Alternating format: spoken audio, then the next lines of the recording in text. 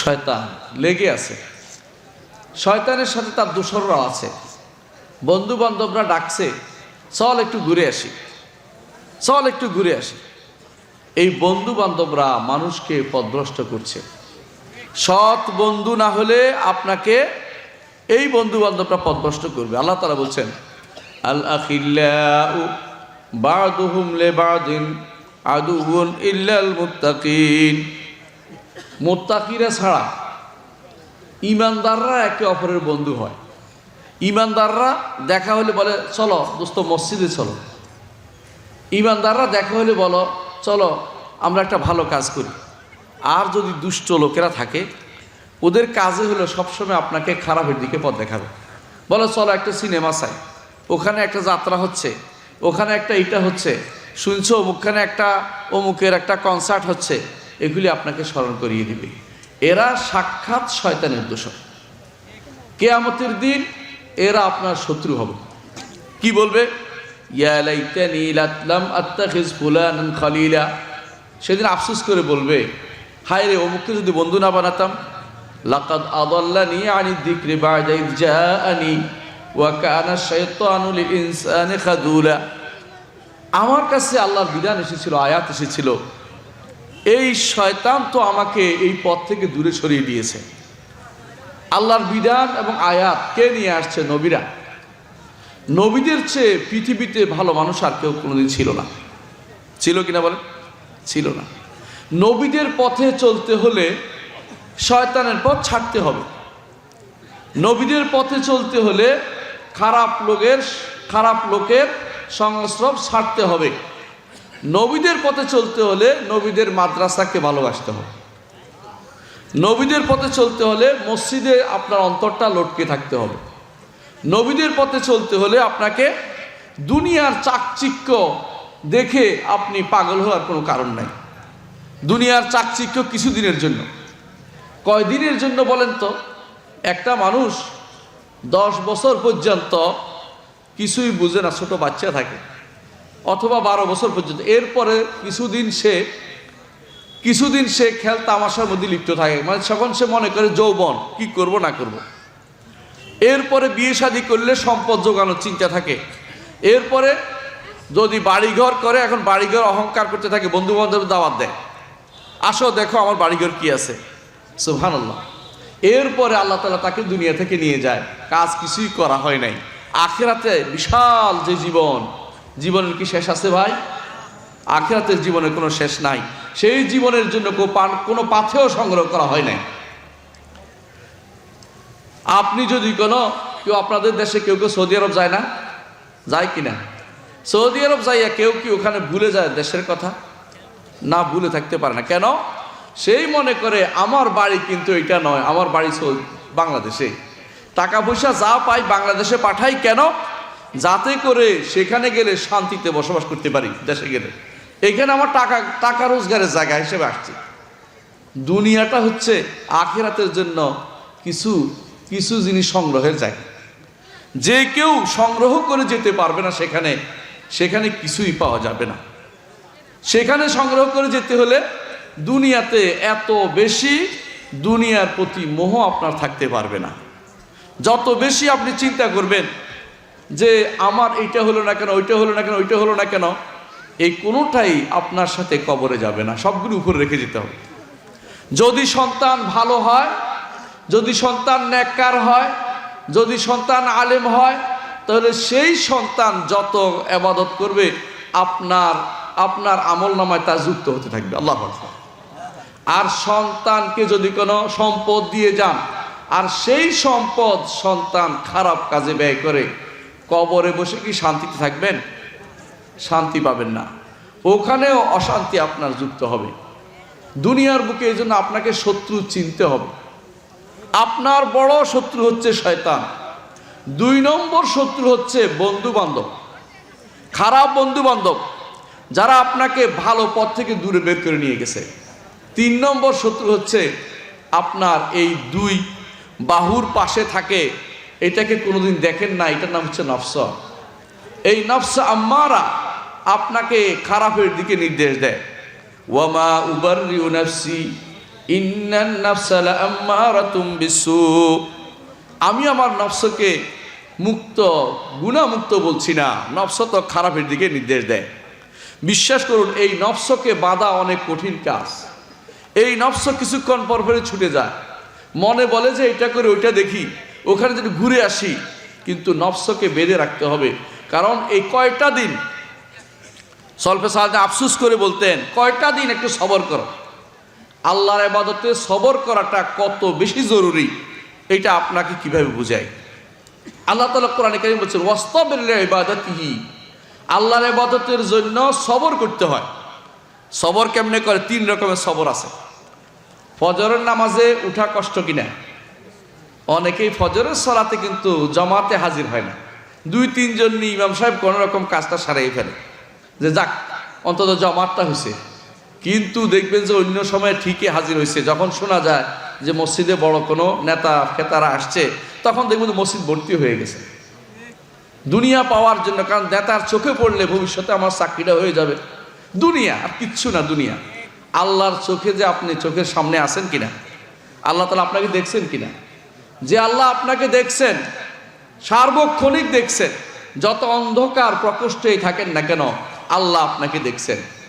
অন্ধকার, অন্ধকার যেখানে পানির নিচে, সেখানে আলো যেখানে নাই, সেখানে যদি কোনো মাছ ঘুরে বেড়ায় পানির নিচে, আল্লাহ দেখেন কিনা?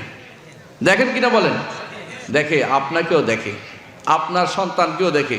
রাতের অন্ধকারে কোথায় হেঁটে যাচ্ছেন আল্লাহ দেখে, দিনের বেলা কোথায় কি করছেন আল্লাহ দেখে।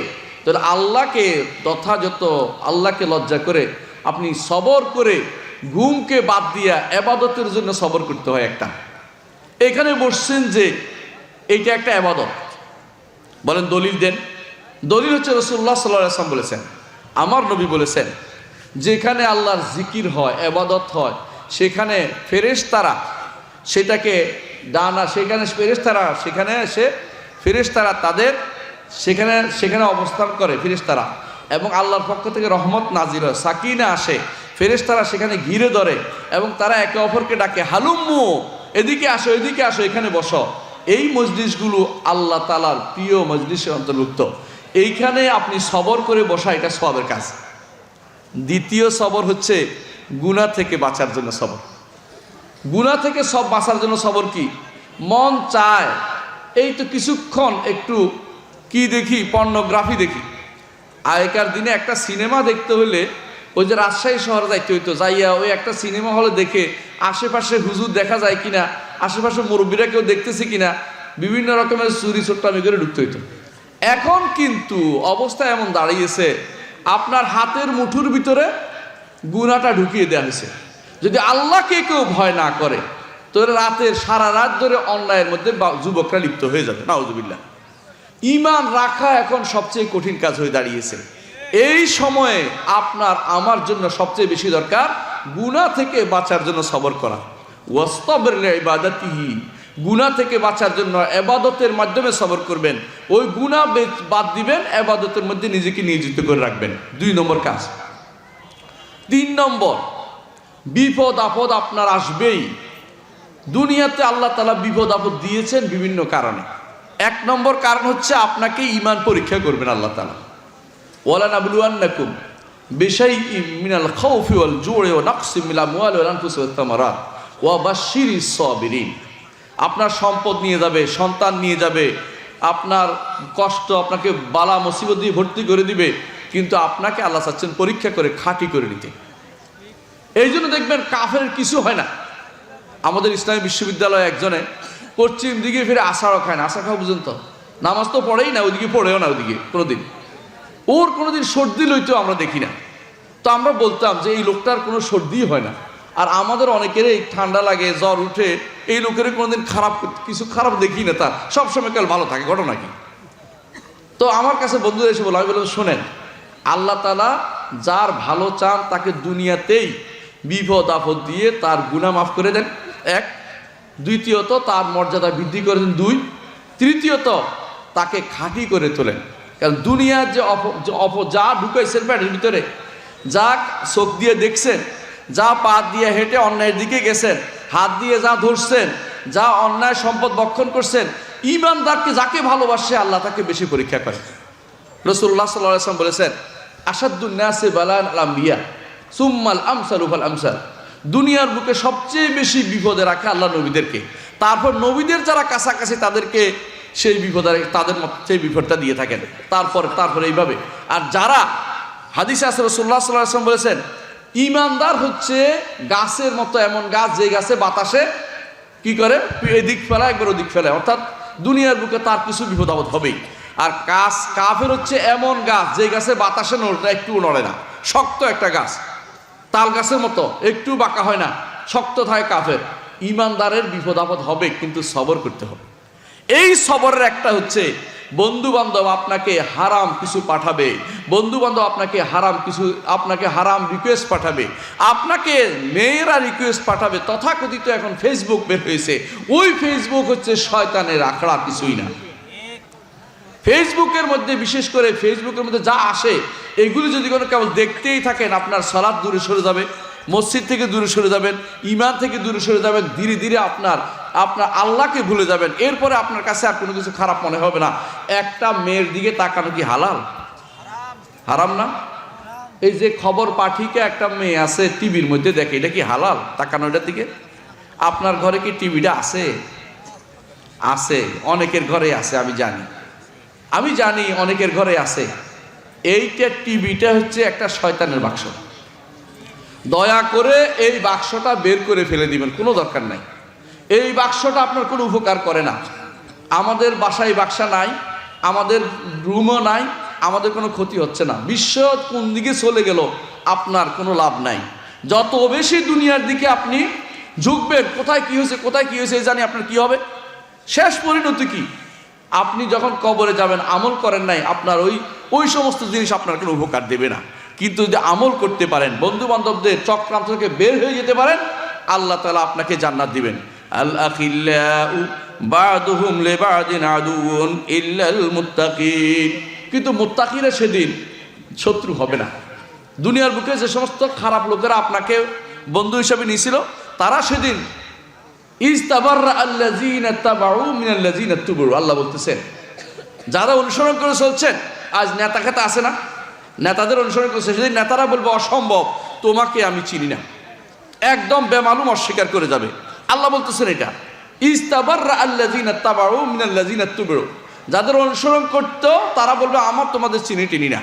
বলে তোমরা না আমাদের কুনতুম তাতুনা বিল ইয়ামিন, শপথ নিয়ে আসতে বলতো, কিছু হলে আমি দেখবো, আজকে কই, তোমরা তো আমাদের কিছু দেখতেছো না।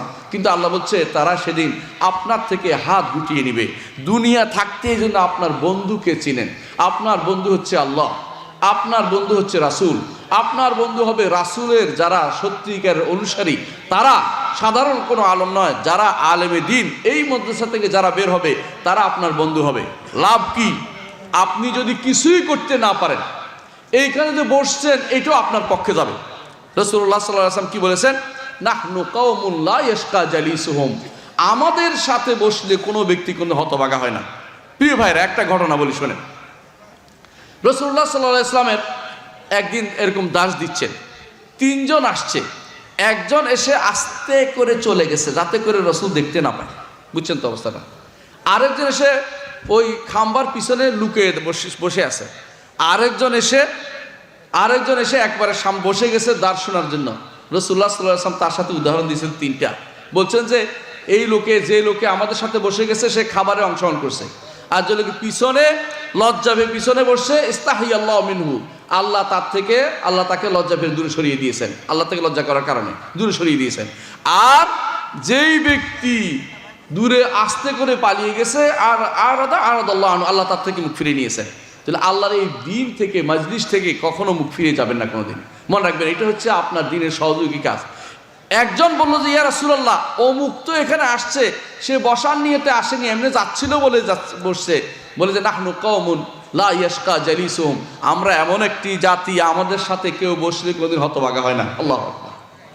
এখানে বসলে হতভাগা হবেন না। আমাদের শেখ মুহাম্মদ বিন সালেহ আল উসাইমিন একটা ঘটনা আপনাদেরকে বলি। তিনি একদিন দেখছেন তার সামনে একটা ছেলে বসা আছে। তিনি বলতেছেন, এই আমি কি বলছি, তো বলতে পারে না। তো বলছে, তুমি আসছো কেন? তুমি তো আমার যা বলছি বলতে পারো না, আসছো কেন? বলছে আমি আপনার মুখে শুনেছি যে নাহনু কওমুন লা ইয়াশকা জালিসুহুম, আমরা এমন একটি গোষ্ঠী যে আমরা এখানে কেউ যদি আমাদের সাথে বসে হতভাগা হয় না। আমি এইটা শুনে সেই থেকে আমি যাই না, যে বুঝি আর না বুঝি এখানে বসলে তো আমি সৌভাগ্যশালী হব। সুবহানাল্লাহ, বুঝতে পারছেন কথাটা? সুতরাং আলেমদেরকে ভালোবাসেন, আলেমদেরকে ভালোবাসেন, আলেমদের মজলিসকে ভালোবাসেন, কারণ আলেমরা হচ্ছে নবীদের ওয়ারিস। আমি হয়তো গুনাহগার বান্দা, কিন্তু আরো দুইজন বক্তা আছেন দেখবেন মাশাআল্লাহ, ওরা আসলেই আল্লাহর দ্বীনের জন্য দিন রাত 24 ঘন্টা কাজ করে যাচ্ছে। এদের কোনো ইখলাসের অভাব আমরা দেখি না। এই মানুষগুলি যখন আলোচনা করবে তো দেখবেন যে এরা আসলেই দ্বীনের জন্য কাজ করে যাচ্ছে। এদেরকে ভালোবাসতে হবে, কারণ কাজটা হচ্ছে নবীদের কাজ। নবীদের কাজ আলেমরা করে। আল উলামা ওয়ারাসাতুল আম্বিয়া। সুতরাং আপনি আমি দুনিয়ার বুকে কাদেরকে বন্ধু বানাবেন? যাদেরকে বন্ধু বানালে আল্লাহর কথা স্মরণ হয়, যাদেরকে বন্ধু বানালে শরীয়তের কথা মেনে চলতে হয়। অন্য কাউকে বন্ধু বানাবেন না। যাদেরকে বন্ধু বানালে আপনার আল্লাহর দ্বীন থেকে দূরে সরে যায় তাদেরকে বন্ধু বানাবেন না। যদি আপনি মুত্তাকিদের দলে থাকতে পারেন, সেদিন আপনার কি করবে? ইয়া ইবাদি লা খাউফুন আলাইকুমুল ইয়াউমা লা খাউফুন আলাইকুমুল ইয়াউমা ওয়ালা আনতুম তাহজানুন। আল্লাহ বলে ইয়া ইবাদি, বিশ্বাস করেন। ইয়া ইবাদি শোনা যে কত মূল্যবান জিনিস, আপনি বুঝেন?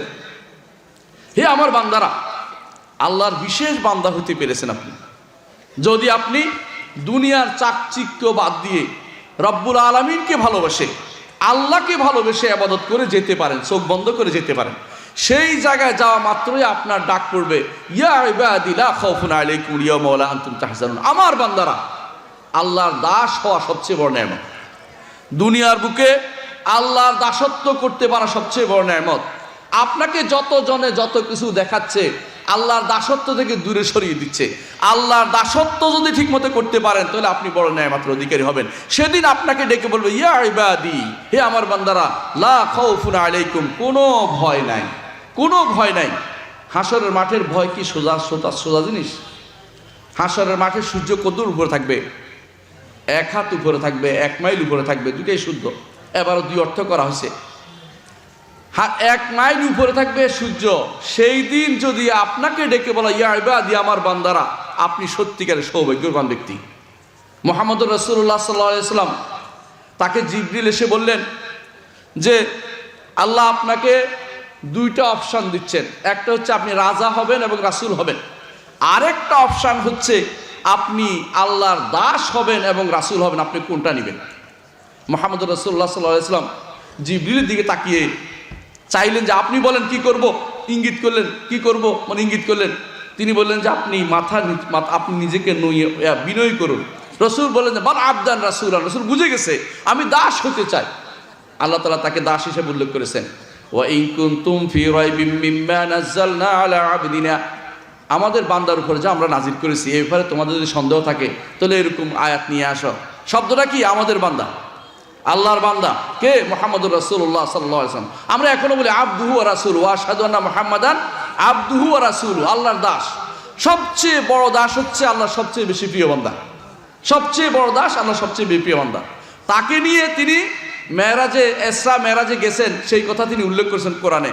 সুবহানাল্লাযী আসরা বিআবদিহি লাইলাম মিনাল মাসজিদিল হারাম ইলাল মাসজিদিল আকসাল্লাযী বারাকনা হাওলা। ওই আল্লাহর পবিত্রতা, তিনি তার দাসকে সফর করিয়েছেন বাইতুল্লাহিল হারাম থেকে বাইতুল মাকদেস পর্যন্ত। কাকে সফর করিয়েছেন? তার দাসকে। দাসত্ব বুঝেন? দাসত্ব কি বলতে হয়?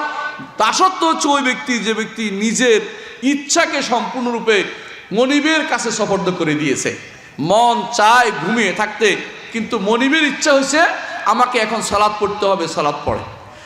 দাসত্ব অর্থই হচ্ছে এটা, আমার নিজস্ব কোনো ইচ্ছা থাকতে পারবে না, মনিবের সন্তুষ্টি হচ্ছে আমার সন্তুষ্টি। মুহাম্মদুর রাসূলুল্লাহ সাল্লাল্লাহু আলাইহি ওয়াসাল্লাম এই জন্য বলেছেন, কি বলেছেন? তিনি বলেছেন আমার বান্দার উপরে যা ফরজ করে দিয়েছি এর থেকে অন্য কিছু দিয়ে বান্দা আমার নৈকট্য অর্জন করবে। বেশি ফরজ আমল দিয়ে আল্লাহর নৈকট্য বেশি অর্জিত হয়। তারপরে নফল ইবাদত করতে থাকে এমন অবস্থা হয় যে আমি তার জন্য এমন হাত হই যা দিয়ে সে পাকড়াও করে। এর অর্থ কি বান্দার আল্লাহ এক হয়ে যায়? হ্যাঁ, না। এর অর্থ হচ্ছে এই বান্দা আমার সন্তুষ্টি ব্যতীত হাত বাড়ায় না। এই বান্দা আমার সন্তুষ্টির বাইরে হাত বাড়ায় না, আমি তার পা হয়ে যায় যা দিয়ে সে চলে। এর অর্থ হচ্ছে আমার সন্তুষ্টির দিকে ছাড়া সে চলে না, সিনেমা হলের দিকে যায় না, হারামের দিকে যায় না, বাজারের থেকে প্রয়োজন পারতপক্ষে বাজার থেকে দূরে থেকে যেখানে তার কাজ নাই সেখানে যায় না, মসজিদে সময়টা কাটায়। মসজিদে সময়টা কাটাইলে কত লাভ আপনি বুঝেন। আল্লাহর ফেরেশতারা দোয়া করতে থাকে মসজিদে সময়টা কাটাইলে। মসজিদের সময়টা কাটাইলে জান্নাত আরশের দিন আরশের নিচে আপনি ছায়া পাবেন। ওই ব্যক্তি যে মসজিদের সময়টা কাটায়, তাহলে আপনার সন্তুষ্টির জায়গাতে যেন আল্লাহ আপনাকে দেখে, এইটা আল্লাহ তাআলা আপনার কাছে চেয়েছেন। সেই জন্য আল্লাহর বড় দাস যিনি, তিনি সালাতে দাঁড়ান। ওয়া আন্নাহু লাম্মা কামা আবদুল্লাহ ইয়াদউহু কাদু ইয়াকুনুনা আলাইহি লিবাদা। যখন আল্লাহর বড় দাসকে মুহাম্মদুর রাসূলুল্লাহ সাল্লাল্লাহু আলাইহি ওয়াসাল্লাম, আপনি যত বেশি আল্লাহর দাসত্ব করতে পারবেন, যত বেশি আল্লাহর ইবাদত করতে পারবেন, তত বেশি আল্লাহর সন্তুষ্টি অর্জন করতে পারবেন। প্রিয় ভাইরা, যেটা বলছিলাম, যদি জান্নাতে যেতে চাই, আল্লাহর প্রিয় একটা ডাক শুনতে চান, আমার বান্দা তা তোমার কোনো ভয় নাই, তাহলে আল্লাহ দাসত্ব করে যেতে হবে। দুনিয়াতে সময়টা বেশি লম্বা নয়, 50, 60 বছর, 70 বছর বাঁচে সর্বোচ্চ, কিন্তু আখিরাতের জীবনের কত বছর বাঁচবে? 100, 200, 1 লাখ, 2 লাখ, কোনোদিন শেষ হবে না। যেই জীবন কোনোদিন শেষ হবে না, ওই জীবনের জন্য কিছু পাথেয় সংগ্রহ করে যেতে হবে। সেই দিন কি হবে? আল্লাহ কাদেরকে জান্নাতের ডাক দিবেন? ইয়া ইবাদি বলে ডাক দিবেন। আল্লাহ বলে দিয়েছেন, আল্লাযীনা আমানু বিআয়াতিনা ওয়া কানু মুসলিমিন, যারা আমার আয়াতে ঈমান এনেছে। আল্লাহর আয়াত কি? আল্লাহর আয়াত হচ্ছে কোরআন, আল্লাহর আয়াত হচ্ছে আল্লাহ রসুলের হাদিস, আল্লাহর আয়াত হচ্ছে নিদর্শন।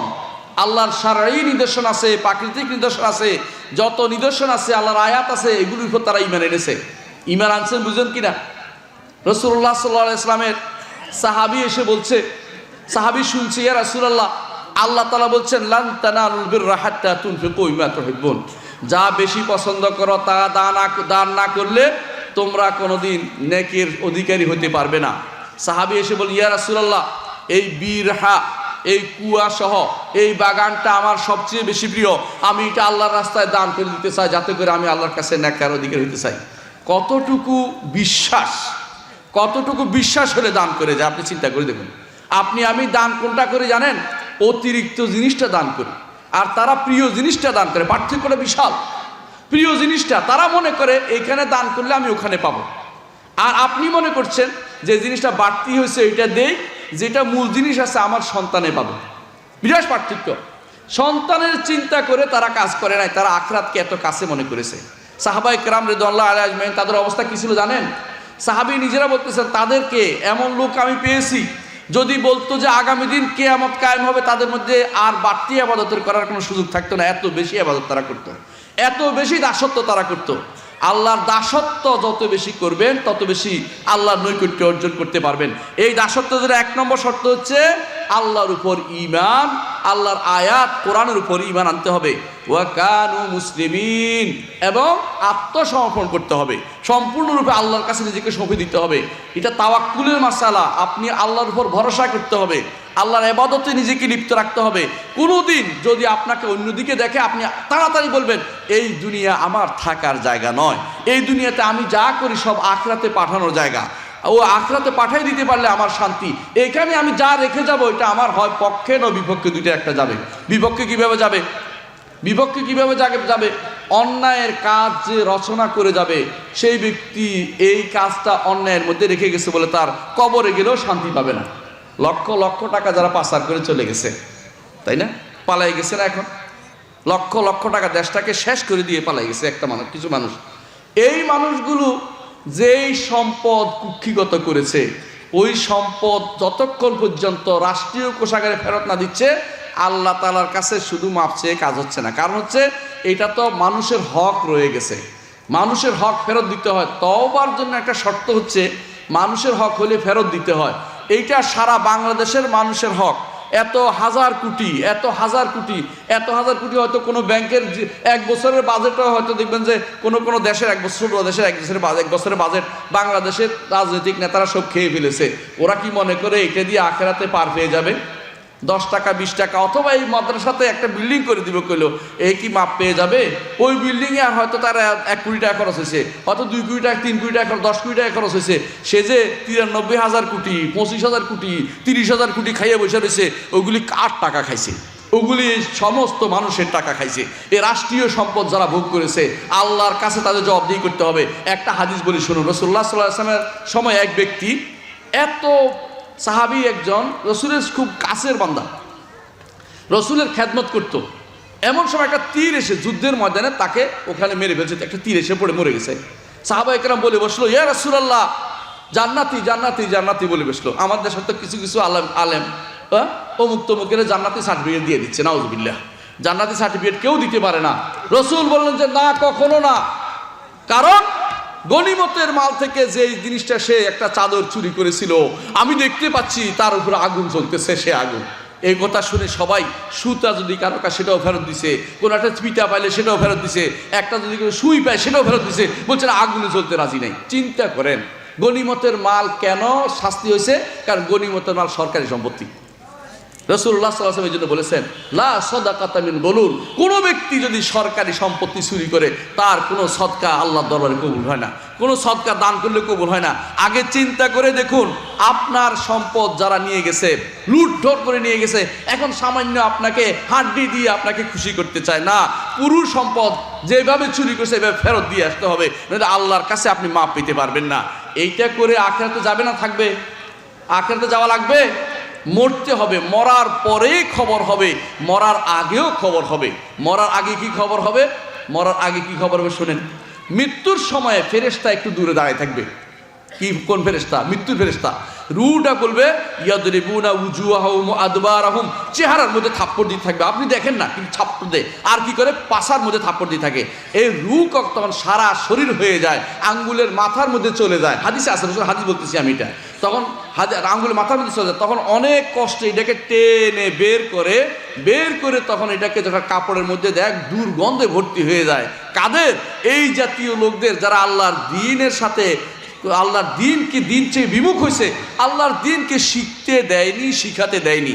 এই কিছুদিন আগের ঘটনা, আল্লাহর দিনের কোনো একটা অংশ রাখেনি, কোনো শিক্ষা, কোনো একটা শিক্ষা ইয়ার মধ্যে, এই সিলেবাসের মধ্যে। আপনারা ভালো করে জানেন, এমন এমন সাবজেক্ট খুলেছে ইউনিভার্সিটিগুলোতে, যেগুলিতে পড়লে শয়তান ছাড়া কিছু তৈরি হয় না, আস্ত শয়তান তৈরি হয়।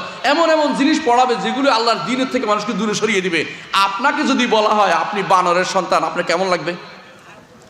আপনার সন্তানকে মুখস্থ করানো হচ্ছে সোশ্যোলজি, অমুকলজি, তমুকলজি আছে, ওই সাবজেক্টগুলি, দর্শন সাবজেক্ট, ওগুলিতে একটা জিনিস মাথার ভিতরে ঢুকিয়ে দেওয়া হয়, মানুষ আগে বান্দর ছিল।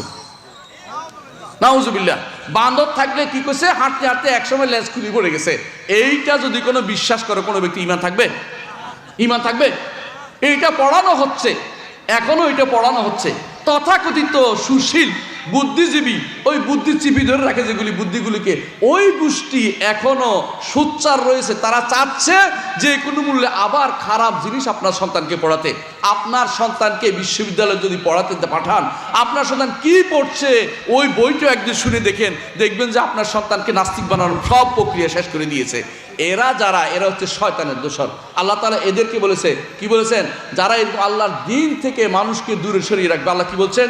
যে ইন্না মিনাল মুজরিমিনা মুনতাকিমুন, এরা মুজরিম, এরা অপরাধী, এদের থেকে আল্লাহ তাআলা শাস্তি দিবে, এদেরকে আল্লাহ তাআলা শাস্তি বিধান করবেন। কারণ তারা নিজেদের ধ্বংস করেছে, অন্যদেরকে ধ্বংস করছে। জগতের বুকে এখন যারা LGBT নিয়ে এসেছে, আসে না?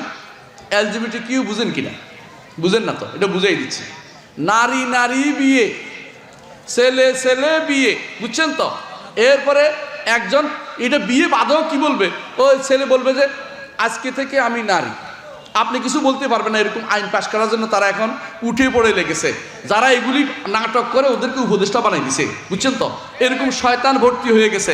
এইদের বিরুদ্ধে আপনাদের সোচ্চার থাকতে হবে। এরা শয়তানের হাড্ডি, ওরা দেশটাকে সর্বনাশ করতে চায়, আমাদের ইমান থেকে আমাদেরকে দূরে সরিয়ে দিতে চায়। এরা সম্পূর্ণরূপে আল্লাহর শত্রু, আল্লাহর শত্রু, ইমানদারদের শত্রু, রাসূলের শত্রু। ইয়াউমা ইউশারু আদাউল্লাহি ইলান নারি ফাহুম ইউজাউন, আল্লাহর শত্রুদেরকে সেদিন একত্রিত করা হবে। একত্রিত করে বলা হবে জাহান্নামের দিকে লেফট রাইট করতে করতে চলে যাও। তোমরা যাদেরকে পথ নিয়েছিল সেদিন এদের সাথে একসাথে সেদিন তোমাদেরকে পাঠানো হবে। আল্লাহ তাআলা কোরআনে কারিমে ফেরাউনকে বলেছেন ওয়াজআলনাহুম আইম্মাতান ইয়াদউনা ইলান নার। ফেরাউন গোষ্ঠীকে আল্লাহ তাআলা বলেছেন জাহান্নামের দিকে যাওয়ার জন্য এদেরকে ইমাম বানিয়ে দিবেন আল্লাহ তাআলা। ফেরাউন গোষ্ঠীর পিছে পিছে ওরা যেতে হবে। আজ যারা LGBTQ চালু করে দিয়েছে, নারী পুরুষ তার নারী পুরুষের সমবিয়ে তারা চিন্তা ভাবনা করতেছে, নারী পুরুষ সম আইন পাশ করে নিচ্ছে, এমনকি বিশ্ববিদ্যালয়গুলিতে গোপনে গোপনে সেখানে একটা কোটা সংরক্ষণ, কোটার বিরুদ্ধে আন্দোলন করে ওখানে কোটা করেছে। কাদের জন্য জানেন? যারা নিজেকে বলবে যে আমি তো পুরুষ, আজকে থেকে আমি নারী, এদেরকে নাম দিছে এরা বলে এই হুসিমিন টুসিমিন শয়তানগুলো আছে না, যেগুলি আসছিল কয়দিন পরে এরা কি করছে নিজের এইটা কাইটিয়া তো মাইয়াওয়ালা হয়েছে, মেয়ে হয়েছে, বুঝছেন? এখন শান্তি পায় না, ওই বানরের লেজের মতো। বানর কি করছে? লেজ কাটা গেছে। এখন সে মনে করছে আমার লেজ কাটা খারাপ দেখা যাবে, সবাই বলছে যে শোন তোরা তো রাজা হবি, এখন রাজা হইলে তো লেজটা রাখার জায়গা নাই, কারণ চেয়ারের উপর তো লেজ কোথায় রাখবি, তোরা সবাই মিলে লেজটা কেটে ফেল। তো সবাই লেজ কেটে বলছে, কারণ দেখছে যে নিজের লেজ কাটা গেছে। এই জন্য এরা যারা নিজেরা অস্ত্রোপচার করে সব কাটে ফেলছে, এখন তারা চায় সারা বাংলাদেশ নয় সারা বিশ্বের সবাই আমার মতো এরকম দুর্ভাগা হয়ে যাক। এই জন্য আপনাদেরকে দুর্ভাগা করার জন্য এখন আইন পাস করা হচ্ছে। বিশ্ববিদ্যালয়গুলিতে গোপনে গোপনে কোটা সংরক্ষণ করা হচ্ছে। যারা এগুলি করবে ওদেরকে ভর্তি করাবে, যারা ভালো রেজাল্ট করবে ওদেরকে মেধার বিকাশ নয় ও তথাকথিত কোটার বিকাশ চালু হয়ে গেছে। আর এদেরকে এখন উপদেষ্টা করে বসানো হচ্ছে। দুনিয়া কোথায় শয়তানি চলে গেছে আপনি বুঝতে পারছেন? কোথায় কি চলে গেছে? এরা এই নাটক করে করে সারা দুনিয়া এগুলি প্রচার করে দিয়েছে। 2 নম্বরই করেছে, পুরুষে পুরুষে খত করেছে। ও কোথাকার কোন ওই পাশের বাড়ির কি দেখাইয়া মাস্টার বাড়ি দেখাই ইত্যাদি দেখাইয়া আকাম কুকাম দেখাই যে এদেরকে এখন উপদেষ্টা বানানো হচ্ছে। সবচেয়ে নিকৃষ্ট কাজগুলি করা হচ্ছে। এখন যদি কোনো ছাত্র সমাজ জেগে না উঠে, এখন যদি আলেম সমাজ জেগে না উঠে, এখন যদি আপনাদের মতো লোকেরা যদি কোনো সোচ্চার না থাকে, আপনার সন্তান যে কোনো সময় কি বলবে জানেন? আমি তো এতদিন সমীর আসছিলাম, আমি সমীরা হয়ে গেছি। এতদিন কি আসছিলাম? একজন শয়তান আসছিলাম, আমি শয়তানের শয়তান হয়ে গেছি, এরকম বলবে। আপনি তারে কিছু বলতে পারবেন না, এমন আইন করছে। কি জানেন তো? এর কারণে আপনি তাকে মিরাজ থেকে বলতে পারবেন না যে এরে আমি কিছু দিব না, এটা করতে পারবেন না, আইন পাস করে দিচ্ছে। নাউজুবিল্লাহ। এর অর্থ হচ্ছে এমন কাজ ইউরোপ আমেরিকা তাদের গ্রামের পর গ্রাম উজাড় হয়ে গেছে, কোনো সন্তান নাই। এরা কি করে? আমরা যেহেতু সন্তান নাই, সারা দুনিয়ায় সন্তান থাকতে দিব না, এই জন্য এরা বিয়ে বন্ধ করে দিচ্ছে। এরা কি করে? এখন বিয়ে করবে না, ওই তথাকথিত লিভ টুগেদার নাম দিছে। হ্যাঁ, লিভ টুগেদার নাম দিছে। আমাকে একজনে ফোন করে বলতেছে আমেরিকা থেকে, ভাই আমার ছেলেটা একটা মেয়েকে আইনে লিভ টুগেদার করতেছে। আরে আপনি বেশি খারাপ মানুষ, আপনি ছেলের ওখানে নিয়ে গেছেন, এখন আপনি জিনা বেবিচার না করে লিভ টুগেদার বলতেছেন কেন? ইংরেজি করে সহজ করে বলছেন। এই বেটা বেবিচার করতেছে, ও বেটা আসতো শয়তান, এবারে আপনি রাখছেন কি জন্য? ওরে বাংলাদেশে পাঠান, আমরা দেখেন কেমন থাপড়াই সোজা করে ফেলতে পারি। এর হচ্ছে শয়তান। ওরা চায় আপনার সন্তানকে, ভবিষ্যৎ প্রজন্মকে ঈমান থেকে দূরে সরিয়ে দিতে। এদের থেকে যদি বাঁচতে চান, নবী রাসূলদের পথে ফিরে আসেন। নবী রাসূলদের পথে ফিরে আসলে আপনাকে সত্যিকারের মুসলিম হিসাবে জীবন যাপন করতে হবে এবং আপনাকে আল্লাহর আয়াতের উপর ঈমান আনতে হবে। আল্লাহ তাআলা এইরকম একটা জাতিকে ধ্বংস করে দিয়েছেন। আপনারা জানেন কোন জাতিকে? কওমে লূত। এবং সেই জায়গা এখনো মাছও যদি ছাড়েন, মাছ সঙ্গে সঙ্গে মরে যায়। এত মারাত্মক খারাপ জায়গা ওইটা। ওই জায়গাতে রাসূলুল্লাহ সাল্লাল্লাহু আলাইহি ওয়াসাল্লাম বলছেন যে এখানে তোমরা, যেখানে আল্লাহর আযাব গজব হয়েছে, ওখানে তোমরা ক্রন্দন ব্যতীত ঢুকবে না। যদি ঢুকো, কোনো ঢুকবে না, ঢুকলে ক্রন্দন ব্যতীত ঢুকবে না। আর সেখানে গিয়ে আপনার ওই সমস্ত লোকেরা, এই যারা নিকৃষ্টতম লোক, এখানে গিয়ে তারা বিহার করতে যায়, কোথায় এটা দেখতে যাচ্ছি, ওইটা কি জিনিস, ওখানে উৎসব করতে যায়। অর্থাৎ আল্লাহ তাআলা যা নির্দেশ দিয়েছেন তার বিরুদ্ধে তারা চলছে। এরা কি জান্নাতের পথের মানুষ? এদের অনুসরণ যারা করে তারা সবচেয়ে নিকৃষ্টতম মানুষ। আল্লাহ তাআলা কি বলছেন? যদি ঈমানদার হতে পারেন, মুসলিম হতে পারেন, আল্লাহ কি বলছেন? সেদিন আপনাকে বলবে উদখুলুল জান্নাতা আনতুম ওয়া আজওয়াজুকুম তুহবারুন। জান্নাতে প্রবেশ করো, জান্নাতে প্রবেশ করো তোমাদের এবং তোমাদের স্ত্রীদের সহ, আনন্দ উৎসব করো। আনন্দ উৎসবের জায়গা দুনিয়া নয়। মুহাম্মদুর রাসূলুল্লাহ সাল্লাল্লাহু আলাইহি ওয়াসাল্লাম ইচ্ছা করলে দুনিয়াতে তিনি উহুদ পাহাড় দেখছেন, আপনারা যা হজে গেছেন, বিশাল উহুদ পাহাড়, এই 13 কিলোমিটার উহুদ পাহাড় কি ইচ্ছা করলে আল্লাহ রাসূল সাল্লাল্লাহু আলাইহি ওয়াসাল্লাম বলছেন তাকে স্বর্ণ দিয়ে বানিয়ে দিত। তিনি সেটা নেন নাই। তিনি বলছেন আমি দুনিয়াতে ওই ব্যক্তির মতো হব যে ব্যক্তি কোনো গাছের নিচে শুয়েছে আবার উঠে চলে গেছে। দুনিয়াটা হচ্ছে গাছের নিচে শোয়ার মতো। গাছের নিচে কেউ বাড়িঘর করে না, মনে করে এই কিছুক্ষণের জন্য শুয়েছি, একটু আরাম করতেছি। মুহাম্মদুর রাসূলুল্লাহ সাল্লাল্লাহু আলাইহি ওয়াসাল্লাম একদিন শুয়েছেন, তার পিঠে দাগ পড়ে গেছে। ওমর রাদিয়াল্লাহু আনহু এসে বললেন, ইয়া রাসূলুল্লাহ, কায়সার ও কেসরা বিশাল পট্টালিকা নিয়ে বসবাস করছে, আর আপনার শরীরে দাগ পড়ে গেছে, আপনার শরীরে দাগ পড়ে গেছে, আপনি হচ্ছেন দু জাহানের বাদশাহ সাইয়্যিদুল কাউনাইন মুহাম্মদুর রাসূলুল্লাহ সাল্লাল্লাহু আলাইহি ওয়াসাল্লাম, আপনার পিঠে দাগ পড়ে গেছে। তিনি বললেন, ওমর তুমি কি চাও না তাদের জন্য দুনিয়া হোক, আমার জন্য আখিরাত হোক? আখিরাতকে যে ব্যক্তি চোখের সামনে রাখবে আল্লাহ তাআলা তার জন্য সব কিছু তাকে দিয়ে দিবেন। রাসূলুল্লাহ সাল্লাল্লাহু আলাইহি ওয়াসাল্লাম এটা বলেছেন, মান কানাতিদ দুনিয়া হাম্মুহু জাআলাল্লাহু ফাকরাহু বাইনা আইনাইহি। যে ব্যক্তি দুনিয়ায় শুধুমাত্র তার চোখের সামনে রাখবে তার অভাব কোনোদিন যাবে না। প্রিয় ভাইরা, 93,000 কোটি টাকা বা 3 লাখ কোটি টাকা বা 50,000 কোটি টাকা চুরি যারা করছে, চুরি করছে, এগুলি চোর সবগুলি। এই চুরি যারা করছে ওদের কি সব খেয়ে যেতে পারবে? অভাব, ওদেরকে চোখের সামনে শুধু অভাব দেখছে। কত লাগবে? আমি দেখলাম ওই দিন 1200 কতটা বাড়ি করছে ওই কোথায়, ওই দুবাইতে আর লন্ডনে। ওই কয় বাড়িতে সে ঘুমাবে? এত বাড়িতে ঘুমাইতে তো তার একদিন করে লাগবে, অনেকদিন চলে যাবে। তাহলে একটা মানুষ এই বাড়িতে সে শুইতেও পারবে না, কোনো কাজে লাগবে না। এই চুরি করে তার লাভটা কিছু, কারণ তার চোখ থেকে অভাব যাচ্ছে না, অভাব যাচ্ছে না, তার অভাবটা তার স্বভাবগত হয়ে গেছে। রাসূলুল্লাহ সাল্লাল্লাহু আলাইহি ওয়াসাল্লাম এটা বলেছেন, যে ব্যক্তি দুনিয়াকে তার একমাত্র সব কিছু কর্ম চাঞ্চল্যের কেন্দ্রবিন্দু বানাবে, জাআলাল্লাহু ফাকরাহু বাইনা আইনাইহি, আল্লাহ তাআলা দুই চোখের মাঝখানে লিখে দিবেন যে অভাবী, ফকির, মিসকিন, সে কোনোদিন অভাব থেকে বাঁচতে পারবে না। এবং আল্লাহ তার কাছে দুনিয়াতে যা দিবেন, কিন্তু আখিরাতে তার জন্য কিছু অবশিষ্ট থাকবে না।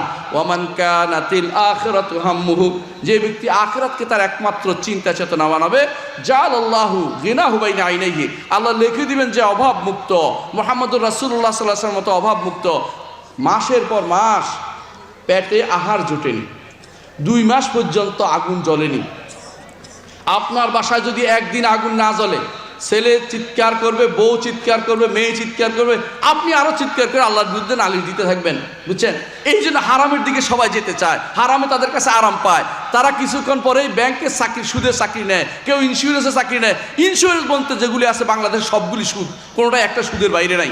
এই ব্যাংকের অধিকাংশ সুদের উপর চলতেছে, এরা বেশিরভাগই সুদের উপর চলতেছে, এইটার মধ্যে তারা আরাম পায়। কেউ বলতেছে 1 লাখ টাকা বেতন, আপনি কি আমার কয় টাকা দেন? যখন আমরা নিষেধ করি তখন বলে আমি তো মানুষের প্রতি ভালো কাজ করতেছি।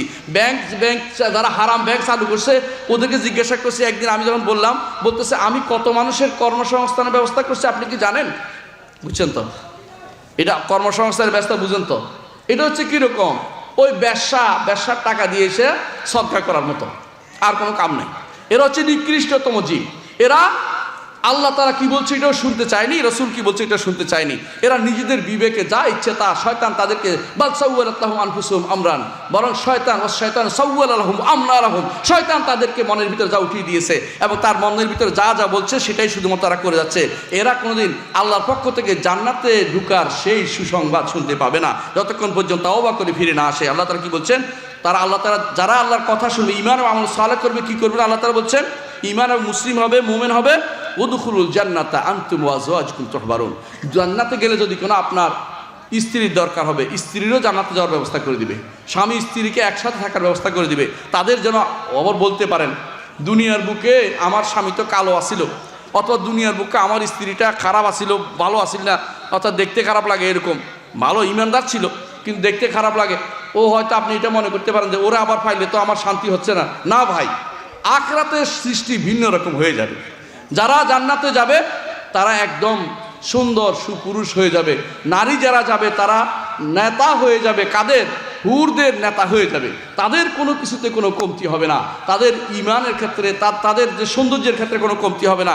তাদেরকে দেখে আরও ভালোবাসা তাদের বেড়ে যাবে নারীদের, এবং পুরুষরাও নারীদের দেখে তাদের খুশি হবে। এই জন্য আল্লাহ তাআলা বলছেন যেদিন তিনি বলবেন উদখুলুল জান্নাতা আনতুম ওয়া আজওয়াজুকুম তুহবারুন, জান্নাতে ঢুকো তোমরা এবং তোমাদের স্ত্রীরা সহ আনন্দের সাথে, আনন্দ চিত্তে সেখানে অবস্থান করো। আর কি বলবেন? আল্লাহ তাআলা বলছেন ইউতাফু আলাইহিম বিসিহাফিম মিন যাহাবিন ওয়া আকওয়াব, আপনার পিছনে পেয়ালা নিয়ে ঘুরবে। কিসের? স্বর্ণের এবং রৌপ্যের পেয়ালা নিয়ে ঘুরবে। কি নিয়ে? আপনাকে কি খাওয়াবে? 4 রকমের জিনিস খাওয়াবে। আরও কিছু তো আরও কি খাওয়াবে? যা চান তা দিবে। তো কোরআন 4টার কথা বলে দিয়েছেন। 4 রকমের শরবত আপনাকে দেয়া হবে, মদ দিয়েও শরবত দেওয়া হবে, যেই মদের মধ্যে পাগলামি নেই, দুর্গন্ধ নাই। এখনকার মদ খাইয়া কি করে? দুর্গন্ধে আশেপাশে মানুষ থাকতে পারে না, পাগলামি করে, মাতলামি করে। হ্যাঁ, মাতলামি কেমনে করে জানেন তো?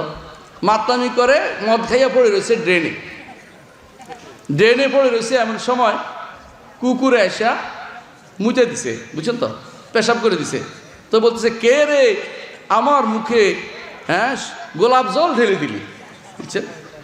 এরপরে আরেক কুকুর, নিয়ম হচ্ছে কুকুরের একটা গেলে আরেকটা আসা কি করে চাটে, আরেক কুকুর এসে জিব্বা দিয়ে এটার মধ্যে এরকম করতেছে।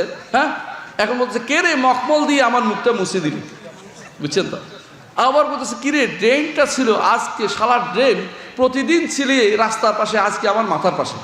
মানে সে যে ড্রেনে পড়ছে এটার খবর নাই, সে বলতেছে আজকে আমার মাথার পাশে ড্রেনটা কেন আসলো। মানে ব্রেন এত খারাপ, আল্লাহ তাআলা ব্রেন দিছে ভালো কাজের জন্য, ওদের ব্রেন ব্যবহার করছে খারাপের মধ্যে, এই জন্য তারা শুধু এটাই দেখতেছে। মনে রাখবেন, আখিরাতের মদিরা এরকম নয়, আখিরাতের মদ হবে আল্লাহ তাআলা বলছে লা ফিহা গাউলু, এখানে কোনো রকমের মাথা নষ্ট করবে না, এবং এটা খাইয়া পাগলামি মারতামি কিছু করবে না, বরং এই সুগন্ধিযুক্ত সেই ক্যাস্টরিযুক্ত সেইটা দিয়ে আপনাকে আখিরাতে সেই মদ আপনাকে দেয়া হবে। আর কি দেয়া হবে? দুধের নহর আছে, পানির নহর আছে, এই জাতীয় সব রকমের আপনার যা চান। ওয়া ফিহা মা তাশতাহিহিল আনফুসু ওয়া তালাদ্দুল আয়ুনু ওয়া আনতুম ফিহা খালিদুন, এখানে যা তোমার অন্তর চাইবে। কি চান আপনি? কি চাইবেন? এত 90 লাখ টাকা চুরি করে চোর হওয়ার দরকার হইবে না। সেখানে চাইবেন যে আমি একটা পৃথিবী চাই, পৃথিবী একটা দিয়ে দিবে, 10টা পৃথিবী দিবে। সর্বশেষ যে ব্যক্তি জান্নাতে যাবে, 10টা পৃথিবী। যেতে চান জান্নাতে? কে যেতে চায়? আমি সহ কে কে জান্নাতে যেতে চাই? তাহলে আসেন, দুনিয়াতে হারাম থেকে হাত গুটিয়ে নিবেন, হারাম দেখলে হাত গুটিয়ে নিবেন, যত রকমের হারাম একটুও নিবেন না। জান্নাতে যদি যেতে চান অবশ্যই আপনাকে দুনিয়া থেকে বিমুখে আখিরাতে পাবেন, এই আশায় হারাম ছেড়ে দেন। রাসূলুল্লাহ সাল্লাল্লাহু আলাইহি ওয়াসাল্লাম বলেছেন, কেউ যদি কোনো কিছু দুনিয়াতে আল্লাহকে সন্তুষ্ট করার জন্য ছেড়ে দেয়, আল্লাহ তাকে এর চেয়ে ভালো জিনিস তাকে আল্লাহ তাআলা দান করবেন। হয় দুনিয়াতে দিবেন, না আখিরাতে আল্লাহ তাআলা তাকে দিবেন। শুধু আল্লাহর প্রতি ঈমান যদি আপনার ঠিক থাকে, আপনার আল্লাযীনা আমানু বিআয়াতিনা ওয়া কানু মুসলিমিন, ঈমান এবং যদি কোনো ইসলাম ঠিক থাকে, তাহলে আপনার আর কোনো রকমের সমস্যা হবে না। আমি শেষ করে দিচ্ছি 1 মিনিটে 2 মিনিটের মধ্যে। আল্লাহ তাআলা কি বলছেন তারপর শোনেন। ওয়াতিলকাল জান্নাতুল্লাতী উরিসতুমুহা বিমা কুনতুম তা'মালুন, তবে বলতেছেন এই যে জান্নাত, যা চাইবে তা পাবে, যা চাইবে তা পাবে। এটা অন্য আয়াতে আল্লাহ তাআলা বলেছেন যা চাইবে তা পাবে, এবং চাই না দাবি করে নিতে পারবেন। কিন্তু এটা পেতে হলে একটা কাজ করতে হবে, আল্লাহ এবং রাসূল যেভাবে করেছেন এভাবে আমল করতে হবে। নিজের মন মতো আমল করলে চলবে না। আমি আপনাদের এই এলাকা, আমি জানি যে এটা হচ্ছে সহিহ আকীদার এলাকা, আহলে হাদিসদের এলাকা, তারপরেও আমি বলবো আপনাদেরও দাবি আছে, আপনাদেরও কাজ আছে মানুষ সহিহ আমলটা বেশি বেশি করা। এই জন্যই বলবো বেশি বেশি আমল করবেন। কোনটার উপরে? কোরআন এবং সুন্নাহ যে আমল আপনাকে করতে বলেছে, এই আমল করলেই শুধুমাত্র আপনার জন্য সেগুলো থাকবে। বিমা কুনতুম, তা আমলের কারণে আপনি পাবেন, আমলের বিনিময়ে পাবেন তা নয়। আর যত বেশি আমল করবেন আল্লাহ তত বেশি আপনার উপর খুশি হবেন, এবং জান্নাতে আপনার জন্য এত কিছু যা চাইবেন তা আপনার ব্যবস্থাপনা করে দিবেন। এবং আর কি থাকবে? লাকুম ফিহা ফাকিহাতুন কাসীরাতুম মিনহা তাকুলুন, এখানে ফাকিহা কাসীরা, যা যত ফল সব দিবে এবং তা থেকে তারা খাবে। এমন নয় যে সেখানে আনন্দ চুপ করে বসে থাকবে, তা নয়। আনন্দে সবাই মিলে কি করবে? মুত্তাকিইনা আলা রাফরাফিন খুদরিন ওয়া আবকারিয়িন হিসান, আনন্দে সেই সমস্ত গালিচার মধ্যে বসে একে অপরের সামনে আলাপ করতে থাকবে, গল্প করতে থাকবে। সেখানে কেউ কোনো কারো বিদ্বেষ থাকবে না। জান্নাতে যাওয়ার আগে আল্লাহ বলে দিয়েছেন, ওয়া নাযা'না মা ফি সুদুরিহিম মিন গিল্লিন ইখওয়ানান আলা সুররিন মুতাকাবিলিন, সেই জান্নাতে যেখানে আপনি এখন হয়তো একে অপরের বিরুদ্ধে, ঈমানদারদের মধ্যে একে অপরের বিরুদ্ধে হিংসা বিদ্বেষ আছে, সেদিন এই কিছুই থাকবে না। সেদিনের জন্য কিছু করুন। এই সারাদিন চোখের সামনে রাখবেন জান্নাতে যেতে হবে। কোথায় যেতে হবে? জান্নাতে যেতে হবে। সারাদিন চোখের সামনে হারাম ত্যাগ করতে হবে। সারাদিন চোখের সামনে রাখুন, কোনো একটা দৃশ্য দেখছেন, ওটা বন্ধ করবো, আমি আল্লাহ আমাকে জান্নাতে এর চেয়ে সুন্দরী দেখাবে, ওইটা দেখবো, ওইটার দিকে তাকাবো না। এরকম করতে পারলে আপনার জন্য জান্নাতে ভালো কিছু থাকবে। প্রিয় ভাইরা, আমি আমার আলোচনা লম্বা করব না, আমি শুধু এটাই বলবো, দুনিয়াতে আমরা আসছি পরীক্ষার জায়গা, পরীক্ষায় পাশ করতে হবে। এই পরীক্ষায় পাশ করতে হবে।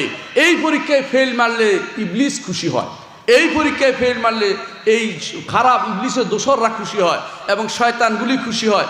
এই পরীক্ষা ফেল মারা যাবে না, এই পরীক্ষা যে কোনো মূল্যে আমাকে পাশ করতে হবে। এখনও সময় আছে আমাদের, আল্লাহর দ্বীনের দিকে ফিরে আসি, ঈমান এবং আমল সালেহ দিয়ে আমরা পরিপূর্ণ করি, এবং আখিরাতের পথে আমাদের আল্লাহ তাআলা এই পথে চলার তৌফিক দান করুন, এবং আমাদেরকে সবাইকে দ্বীনের পথে রাখুন। ওয়া আখিরু দাওয়ানা আলহামদুলিল্লাহি রাব্বিল আলামিন। আসসালামু আলাইকুম ওয়া রাহমাতুল্লাহি ওয়া বারাকাতুহু। 2টা প্রশ্ন আসছে, উত্তর দিন। ভোট দেওয়া যাবে কি? প্রিয় ভাইরা, ভোট শব্দ হচ্ছে মত। ভোট অর্থ কি? ভোট অর্থ কি? মত। মত তো দিতেই পারেন, কিন্তু কারে দিচ্ছেন, কোন জায়গায় দিচ্ছেন এটা জানতে হবে আপনাকে। যাকে ভোট দিচ্ছেন সে যদি গুনার কাজটা করে, গুনাটাও নিতে হবে। নিবেন? তাহলে আপনি কেন ভোট দিতে যাবেন? এত বছর হয়ে গেছে, আমি এখন পর্যন্ত ভোট দেওয়ার সুযোগ পাই নাই। আমার ভোটের জন্য কি কিছু আটকে আছে? বিশ্বাস করুন, ইমানদাররা এই ফালতু কাজের মধ্যে সময় নষ্ট করে না। ইমানদার দেখে আমার ভোটে যে যাবে অন্তত সে আবু বকর, ওমর, ওসমানের মতো হয় কিনা একটু দেখি না, তাহলে ভোট দিব, আমি রাজি আছি। এদেরকে যাদেরকে আপনি ভোট দিচ্ছেন এরা কতটুকু আপনার উপকার করবে একটু চিন্তা করে দেখুন। এদের গুনাটাও আপনি বহন করতে হবে, কারণ গুনার পথটা আপনি রচনা করছেন। এদের ওখানে যাই শিরিক করলে শিরিকের কাজটা আপনাকে করতে হবে। ওখানে মাথা ঝুঁকালে, ওখানে যাই কোনো বলে আমরা গণতন্ত্র প্রতিষ্ঠা করতে এসেছি, তখন কোনটা প্রতিষ্ঠা করছে এখন বুঝে দেখেন। কি গণতন্ত্র কি কুফুরি না? গণতন্ত্র কুফুরি মতবাদ। ইসলামে কোনো ইসলামী গণতন্ত্র বলতে কিছু না, এটা ফালতু কথা। এগুলি হচ্ছে কীরকম? ইসলামিয়া মদের দোকান, ইসলামিয়া মদের বোতল, এগুলি ইসলামের মধ্যে নাই। ইসলামের নিজস্ব সিস্টেম আছে, অন্য কিছু ধার করে ইসলাম চলে না। সুতরাং আপনি ভোট দিতে পারবেন, কিন্তু কাকে ভোট দিবেন, কি কাজে দিবেন, এটা বুঝে শুনে দিবেন, যাতে তার গুণাটা আপনি বহন করতে না হয়, এটা ভালো করে জানেন। মত দিতেই পারেন। মত দিছে কে দিছে? দুইটা দিন মনে রাখবেন, ওসমান এবং আলী দুইজনের মধ্যে কে খলিফা হবে আগে, এই মত দিছে ছয়জনের মধ্যে মত দিছে। ওমর রাদিয়াল্লাহু আনহু 6 জনের মধ্যে রেখে গেছে যে এরা মত দিয়ে যেটা বলে। বেশিরভাগ ভোট পড়ছে কার দিকে? ওসমান রাদিয়াল্লাহু আনহুর দিকে। ওসমান খলিফা হয়েছে, মত তো দিছে, দেয় নাই। কিন্তু পার্থক্য হয়েছে একটাই, দুইজনেই ভালো। মত দিবেন ওই জায়গাতে যেখানে দুইজনেই ভালো, এরে দিব না এরে দিব। আপনি দেখতে পাচ্ছেন দুইটাই পচা, আপনি কারে মত দিয়ে কোন বিপদে পড়েন? তার গুনার ভাগ আপনি নেওয়ার দরকারটা কি? এত ঠেকা লেগে গেছে কেন? এই কোনোটা কাজ করতে যাবে না। আশা করি বুঝছেন জিনিসটা, কোথায় মত দিতে হয় এটাও শিখতে হবে আমাদেরকে। মত দেওয়ার নিষেধ নাই, কিন্তু মত কারে দিবেন, কোথায় দিবেন, বুঝে শুনে দিবেন। যেই ব্যক্তি জিজ্ঞাসা করে বলে আমি ক্ষমতায় গিয়ে এই এলাকায় কোনোদিন ব্যাপারদা নারীকে চলতে দিব না, এইটুকু লিখে দেখ কাগজে ফলাবে, তারে ভোট দিব আমি। এই এলাকায় কোনোদিন সিনেমা হল চলতে দিব না, ভোট দিব আমি। এই হারাম কাজ চলতে দিব না, ভোট দিব, কোনো সমস্যা নেই। এটা লিখিত দেখ, এটা যেন সংসদে পাশ করে আনতে পারে, তারা চুক্তি দিতে পারে, তো নইলে ভোট দিব না, আগে এটা করো, দেখে কয়জন রাজি হয়। এই জন্য ভোট দেওয়ার আগে ওদেরকে বলে ভোট দিতে চাইতে আসছেন তো, আমার কিছু শর্ত আছে, এরকম যে একটা শর্ত আপনার শুনবে না, আপনার ভোট লাগবে না, কয়ে দেবে এরকম। কারণ তারা দুনিয়াদার, এরা আপনার কাছে আখিরাতের কোনো কিছু প্রতিশ্রুতি দিবে না, শয়তান টাইপের। ইসলামী ব্যাংকে টাকা রাখা যাবে কি? ইসলামী ব্যাংকের যে পদ্ধতি, এটা আমার মোটেই জানা নেই, বুতুড়ে টাইপের একটা পদ্ধতি, সোজা কথা বলে দিলাম। কারণ আপনি জানেন যে এখানে এও রাখে এও রাখে, এরা যে কীভাবে লাভটা দেয় এটা কেউ বলতে পারে না। এই জন্য আমি ব্যক্তিগতভাবে আমি ইসলামী ব্যাংকে টাকা রেখে লাভ খাওয়ার ব্যাপারে আমি কোনোদিন মত দিই না, সোজা কথা এটা। এবং আপনারা যারা এই প্রশ্নগুলি ওদেরকে করুন, যারা শরিয়া বোর্ডে আছে, ওদের আমরা কোনো শরিয়া বোর্ডে থাকি না। শরিয়া বোর্ডে যারা আছে ওদের জিজ্ঞাসা করেন, দায়িত্ব আপনি নেবেন তো? আপনাকে দায়িত্ব নেন যে আপনি শরিয়া মোতাবেক ব্যাংকটির সমস্ত কর্মকাণ্ড পরিচালনা করছেন, যাতে আমি টাকাটা রাখতে পারি। উনি যদি করে বলে যে আমি দায়িত্ব নিচ্ছি, তখন বলে গুণাটা ওনার কাঁধে উড়াই দেন।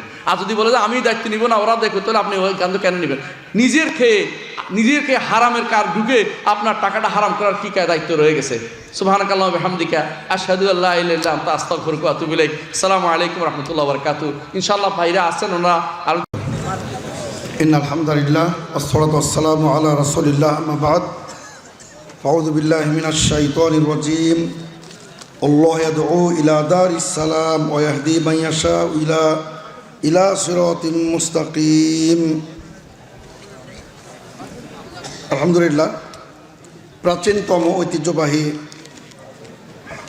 জামিয়া মাদ্রাসা দারুস সালাম এ অনুষ্ঠিত আজকের এই ৭৭তম ইসলামী মহাসম্মেলনের সম্মানিত সুযোগ্য প্রধান অতিথি জনাব মোহাম্মদ আবু সাইদ চাঁদ, অন্যান্য অতিথিবৃন্দ, সম্মানিত দেশ বরেণ্য আলোচকবৃন্দ, ওলামায়ে কেরাম, প্রফেসর ডক্টর মোহাম্মদ আবু বকর জাকারিয়া হাফিজাহুল্লাহ, এবং আপনাদের এলাকার কৃতি সন্তান ফজিলাতুল শাইখ ডক্টর মুজাফফর বিন মহসিন, অন্যান্য ওলামায়ে কেরাম, আমাদের মঞ্চ উপবিষ্ট আমাদের সম্মানিত চাচা জনাব মহসিন হাফিজাহুল্লাহ, সম্মানিত তাওহীদবাদী সৌদি মুসলিম ভ্রাতৃমণ্ডলী এবং শ্রোতামণ্ডলী, আলহামদুলিল্লাহ, আমি আপনাদের সম্মুখে সূরা ইউনুসের 25তম আয়াতে কারিমা পেশ করেছি। আল্লাহ রাব্বুল আলামিন অত্র আয়াতে কারিমাতে জান্নাতের একটি নামের বর্ণনা করেছেন, দারুস সালাম। আল্লাহু ইয়াদউ ইলা দারিস সালাম। আল্লাহ তাআলা সমগ্র বিশ্বের মানবমণ্ডলীকে আহ্বান করেন, দাওয়াত দেন জান্নাতে প্রবেশের, দারুস সালামে, শান্তির নীড়, শান্তির আবাসে, শান্তির ঠিকানায় তিনি আহ্বান করেন। আর শয়তান আহ্বান করে কিসের? তার সমস্ত অনুসারীদেরকে আহ্বান করে লিয়াকুনু মিন আসহাবিস সাঈর, তারা যেন জ্বলন্ত জাহান্নামের অনুসারী হয়। তো সম্মানিত সুধীবৃন্দ, আলহামদুলিল্লাহ আপনাদের এই প্রাণপ্রিয় প্রতিষ্ঠান, এটা কিন্তু দারুস সালাম নামে, আলহামদুলিল্লাহ এটা দারুস সালাম নামে একটা প্রতিষ্ঠান, প্রাচীনতম, বোঝা যাচ্ছে এটা ৭৭তম মহাসম্মেলন।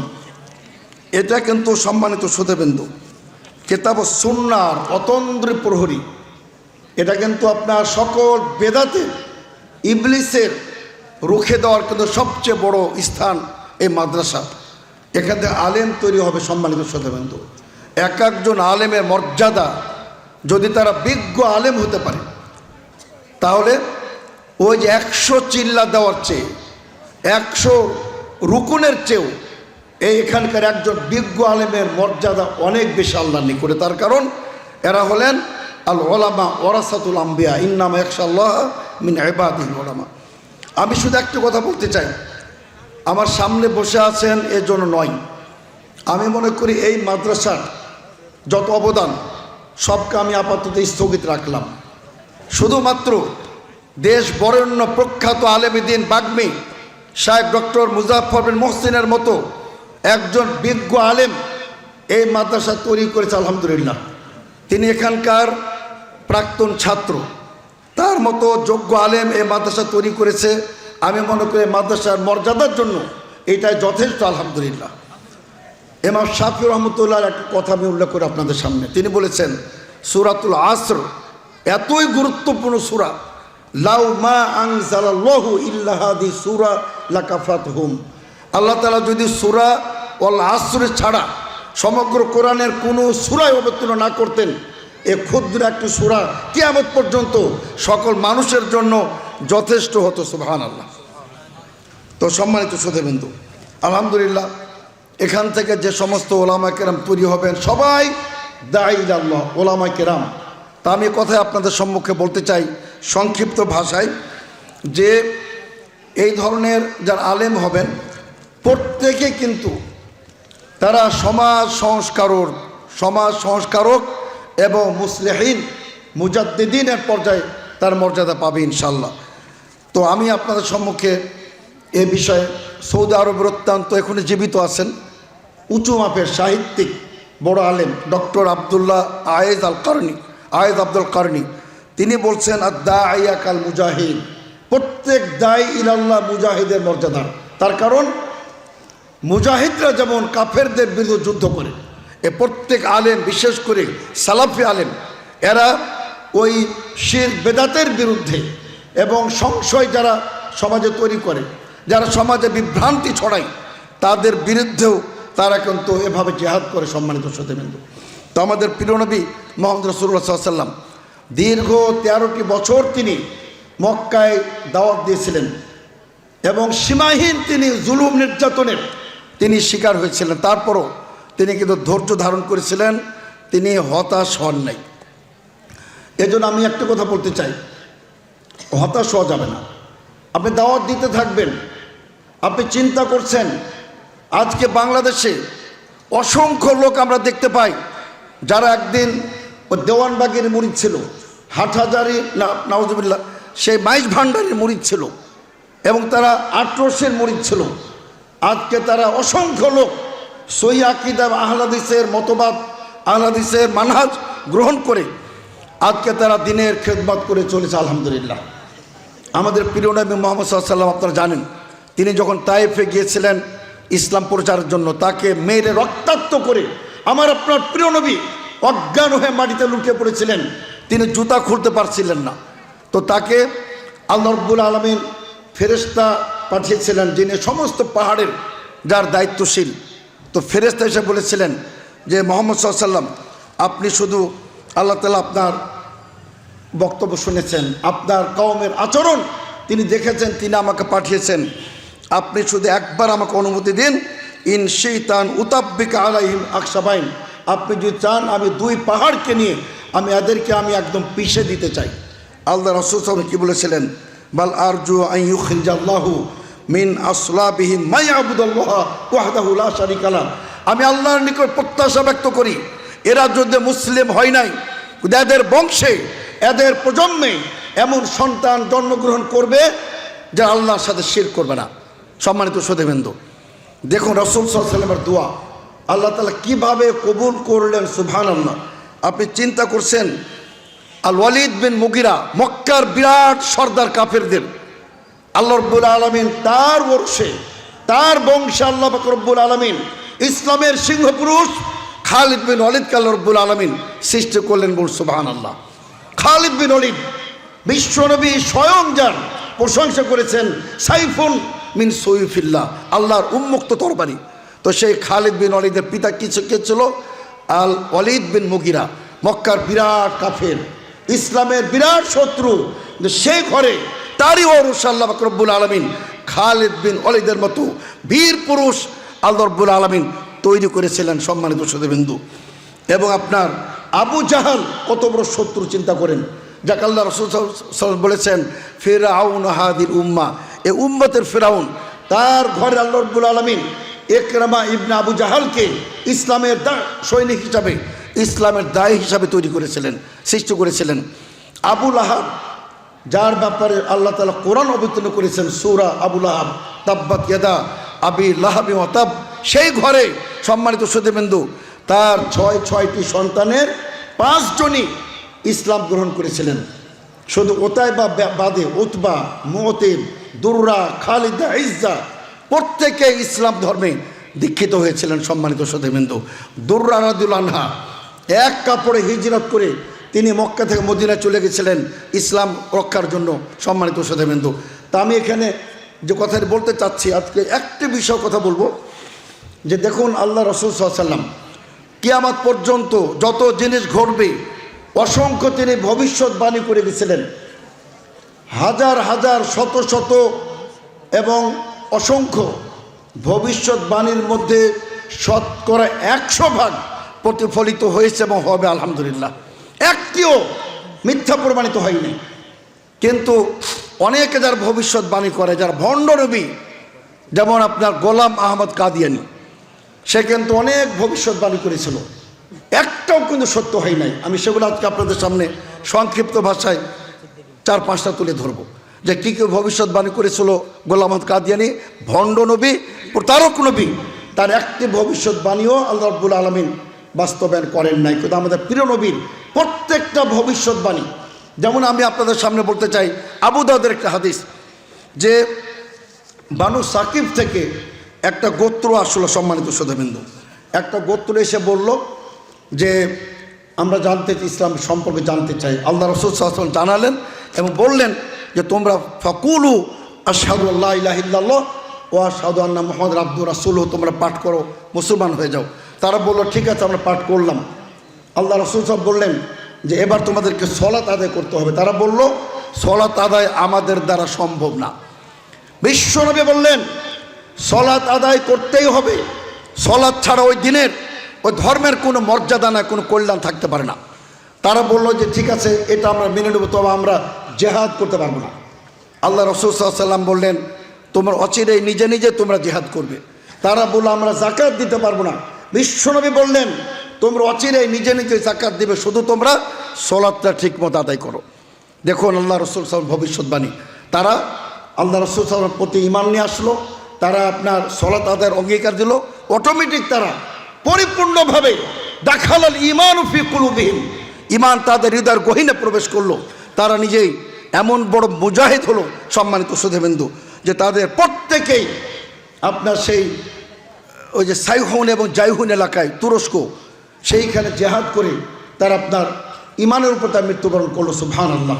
সেই সাইহুন জাইহুন, আমি সেদিকে যাব না। এই পৃথিবীতে 4টি নদী জান্নাত থেকে প্রবাহিত আলহামদুলিল্লাহ। বিশ্বনবী বলেন সহিহ মুসলিমের হাদিস, 4টি নদী ফোরাত, নীল, সাইহুন, জাইহুন, এই 4টি নদী জান্নাতের নদী। যে ফোরাতের ব্যাপারে আল্লাহ রাসূল সাল্লাল্লাহু আলাইহি ওয়াসাল্লাম তিনি ভবিষ্যৎবাণী করেছেন যে কিয়ামতের পূর্বে এই ফোরাত নদী শুকিয়ে যাবে এবং সুবহানাল্লাহ সেখানে পাহাড়ের একটি স্বর্ণ বের হবে, স্বর্ণের পাহাড় বের হবে। সম্মানিত শ্রোতাবৃন্দ, বিশ্বনবীর একটি কথাও কিয়ামত পর্যন্ত কেউ মিথ্যা প্রমাণিত করতে পারবে না। আজকে দেখুন বিজ্ঞান এবং সমগ্র বিশ্ব হতবাক হয়ে যাচ্ছে। সে ফোরাত নদীর সরখোর্তা নদী, সেই প্রবল আপনার মনে উত্তাল তরঙ্গে যেখানে স্রোত থাকতো, সেই ফোরাত নদী কিন্তু শুকিয়ে যাচ্ছে। সম্মানিত শ্রোতাবৃন্দ, পানি কমে গেছে, উৎস শুকিয়ে গেছে, এবং সেখানে জলবায়ু পরিবর্তন হোক, যেটাই হোক, আজকে ফোরাত নদী কিন্তু শুকিয়ে যাচ্ছে। এবং বিশ্বনবীর ভবিষ্যৎ বাণী প্রতিফলিত হতে চলেছে আলহামদুলিল্লাহ। এবং বিশ্বনবী বলেছেন, তোমাদের কেউ যদি সেখানে উপস্থিত থাকো, খবরদার ওই স্বর্ণ থেকে ফালা ইয়াখুযু মিনহু শাইআন, কোনো কিছুই তোমরা গ্রহণ করবে না। দেখুন, এটাও ইসলামের বিধান। কোনো একজন মুসলিম সেখানে যদি থাকে, তাহলে আপনার স্বর্ণের পাহাড় হলে কিন্তু কেউ গ্রহণ করবে না। এবং বিশ্বনবী বলেছেন, সেখানে হত্যাযজ্ঞ চলবে, বিশাল মারামারি হবে, লড়াই হবে, শতকরা 99 জন মৃত্যুবরণ করবে, একজন বেঁচে থাকবে। স্যার এত লোভ হবে, সে মনে করবে আমি বেঁচে থাকবো, বাকি সবাই মারা যাবে, এতটা লোভী হবে। সেইখানেও যদি সম্মানিত শ্রোতাবৃন্দু কোনো মুসলিম হয়, ওই মুসলিম ফুরাতের কোনো আপনার স্বর্ণ গ্রহণ করতে পারে না সম্মানিত শ্রোতাবৃন্দু। তো আমাদের এই জন্য আমাদের রাসূল সাল্লাল্লাহু আলাইহি ওয়াসাল্লামের প্রত্যেকটা ভবিষ্যৎবাণী দেখুন, এটি সহিহ মুসলিমের হাদিস। আল্লাহ রাসূল সাল্লাল্লাহু বলেছেন যে লা তাকুমু সাআ হাত্তা তাউদা আরদুল আরবি মুরুজান ওয়া নাহারা। বিশ্বনবী বলেন, কিয়ামত ততদিন কায়েম হবে না যতদিন পর্যন্ত না এই আরব উপত্যকা, জাজিরাতুল আরব আবার মরুদ, আবার সে উদ্যানে বাগানে সজীবতায় শ্যামলতায় গাছপালায় ভরে না যাবে।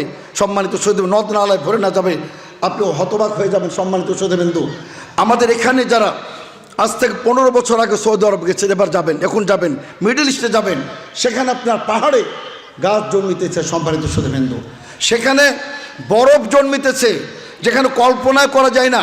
বিশ্বনবী বলেন, তোমাদের সম্মুখে যখন ইমাম মাহদির আগমন ঘটবে, তখন তোমরা বরফের উপর হামাগুড়ি দিয়ে হলেও তার নিকট গিয়ে বায়াত করবে। এই যে বরফের উপর হামাগুড়ি দিয়ে যেতে হবে, এই হাদিস ইশারা করে, ইঙ্গিত করে আরব দেশে মক্কা মদিনাতেও একদিন অস্ট্রেলিয়ার মতো, কানাডার মতো বরফে আচ্ছাদিত হয়ে যাবে। বিশ্বনবীর প্রত্যেকটা বাণী প্রতিফলিত হচ্ছে। সম্মানিত শ্রোতাবৃন্দ, অথচ অন্য যার ভণ্ড নবী, আমি শুধু 2-4-5টি উদাহরণ দিতে চাই, যেহেতু সময় কম, আলোচনা দীর্ঘায়িত করবেন, রাত গভীর। আর আপনারা দেখতে পাচ্ছেন যে প্রখ্যাত আমাদের আলোচক আলহামদুলিল্লাহ এই মাদ্রাসার কৃতি সন্তান শাহেখ ডক্টর মুজাফফর হোসেন, তিনি মঞ্চে বসে আছেন। আমি শুধু তার ভণ্ড নবী গোলাম আহমদ কাদিয়ানীর আমি 2-4টি তার ভবিষ্যৎবাণী আপনাদের সামনে তুলে ধরতে চাই। সম্মানিত শ্রোতাবৃন্দ, তার মধ্যে আপনারা প্রত্যেকে জানেন যে সে নবুয়তি দাবি করেছিল। আর আহলে হাদিসের একজন অত্যন্ত উঁচু মাপের আলেম মুনাজির আল্লামা শের পাঞ্জাব আবুল আফাস সানুল অমৃতসরী, তার সাথে বাহাস হয়েছিল। বাহাসের উচ্চ পর্যায়ে যাকে বলে মুবাহালা। মুবাহালা কাকে বলে? মুবাহালা মানে আমাদের দুজনের মধ্যে যে মিথ্যুক প্রতারক ভণ্ড, তার সে ধ্বংস হয়ে যাবে, এইভাবে একটা মুবাহালা হয়েছিল।